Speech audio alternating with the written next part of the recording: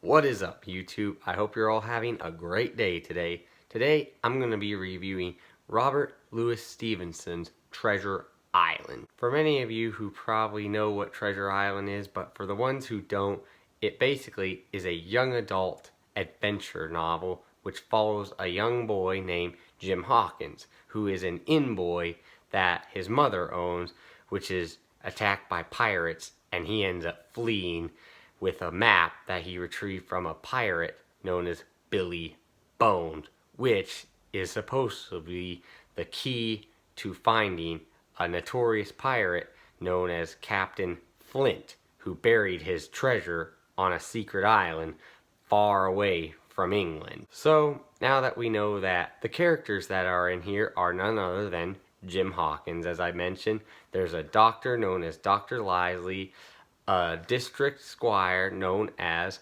John Trelawney, and then finally we have the captain of the pirates known as Long John Silver, as we all know, who is a handicapped pirate because he is missing one leg.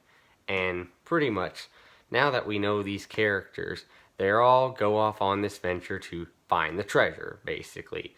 However, unknown to Jim and all the others, they don't know that many of the crews that they've hired are actually pirates who are none other than former crew members of Captain Flint himself. And they've now gone to retrieve the treasure because they obviously believe it's theirs because they were a part of Flint's crew, so it's rightfully theirs. They're going to reclaim it before any of the Englishmen can get it themselves.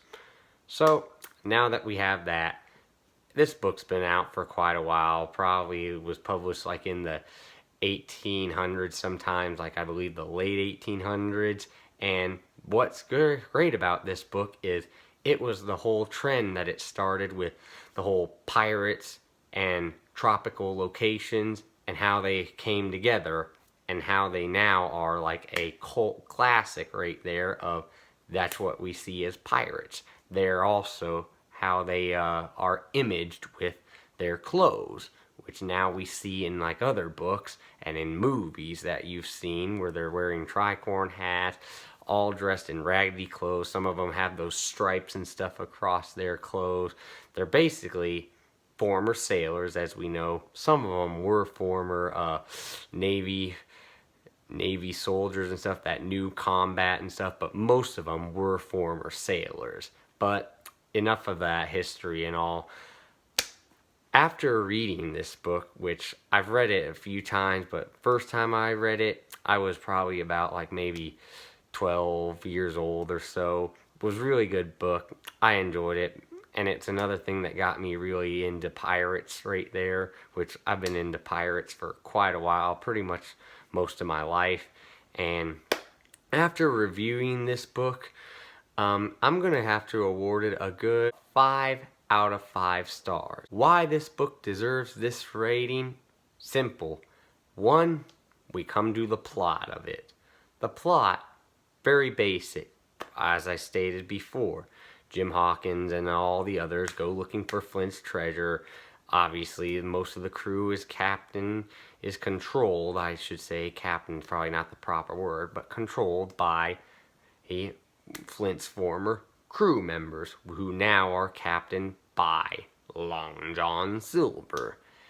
And how it is the plot basically shows us that Jim, captured by the pirates, they hold him hostage, they're looking for the treasure, and it has a lot of action in there. It's fast paced, and not at all did I feel like it was confusing, even for that it was written in the time that it was, where not everyone had the same English or education in literature right there. I was still able to understand it, and that was so great about it, is with the plot and all how it was written. It was almost written to where Stevenson was going to write it to where he knew that I want this story to be able to be read for generations to come. No matter how old they are, they're going to be able to understand it no matter what. And that's how I felt. Like, I didn't feel confused at all. I was always on the edge of my seat wanting more. There were plenty of action scenes. It was fast paced. There's conflicts also between the characters. I mean, like John Trelawney, he's not a big fan of Jim. He really doesn't like him that much, which gives the story more conflict where, you know, there's always those people that you're not going to like that much, but you got to, at times, you got to work together if you want to succeed in the end. That gives the plot more meaning and it brings it more realism right there. Because, as I just said, when you're out in the workforce, not everyone's going to agree on everything, and you're going to be working with people that you don't really like. I mean, I've had that experience myself, but hey, I knew that this is a job. I just got to work with these people just for a few hours or so, and then I can get out of here and not have to worry about them at all. That's pretty much what it's going to be. That's pretty much how this story is with its plot. Working together, overcoming the odds, and many other things. I mean, not too sure about all the stuff that this story goes over because I'd probably say I got some dyslexic behavior in my head. I'm not one of the best readers or on information, but still, the plot was good, the story fast-paced, and I did enjoy the characters. Speaking of the characters, let's move on to them, because they were also the next main reason to why I awarded this book a perfect 5 out of 5 stars. And it's simple. They were all enjoyable, even with the conflicts they had in them. I felt connected to them because even though all different ages, still, I felt like they were all real.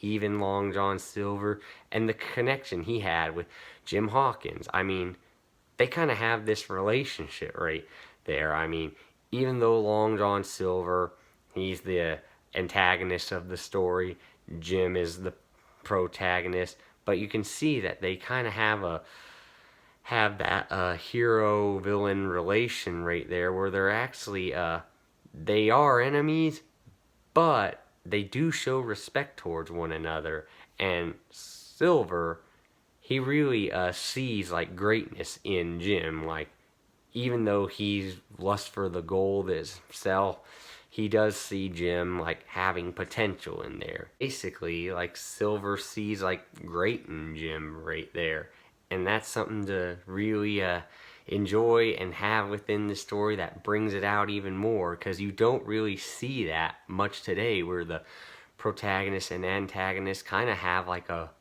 friendship right there, which you're also wondering right there, like, will things like turn sour in the end, or can like they see the light at the end of the tunnel?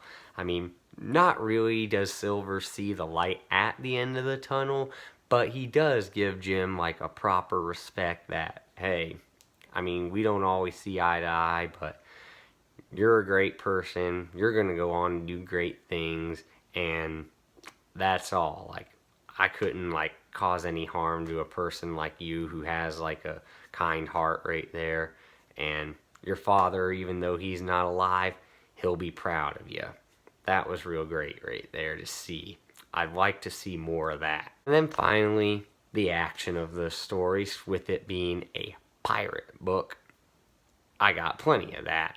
Fast-paced, was easy to read. I mean, you could literally read this book within like a couple of hours, maybe 2-3 hours. It's not that long, and it keeps you in it throughout the story. You're just like, come on, more and more and more. I want more and more. And that also right there is great, the way Stevenson wrote the story. He made it entertaining, but yet he made it really fast paced, because he knew that people at the time, the longer stories, especially novellas and novels, they weren't that popular in these times. So he wanted to make this story shorter, fast-paced, and that's exactly what he accomplished right there. It was great that he made sure the story wasn't short, but it wasn't too long, because if he made it way too long, the chances are that people who are going to read it would be very little. Because in these times, remember, not a lot of people were big on reading long stories. It was still short stories and poetry, which were the main sources of literature entertainment that people were into. He took that into account and made this book successful, and it still is successful today. He gets good appraisal for it. He's the one who launched the whole image of piracy and the pirate image itself today as what we see, even if it's not 100% accurate to the pirates that we all know and learned about in school.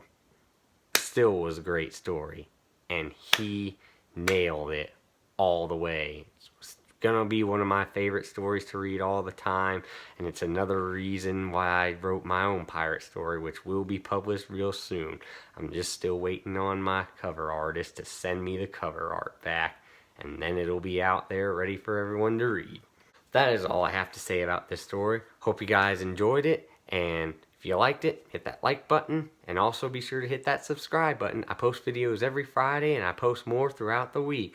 Keep watching to see what else I post, and y'all take care.